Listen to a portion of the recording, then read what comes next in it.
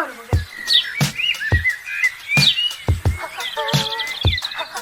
na naman. Anong pangalan kaya nito? Ay, ganon.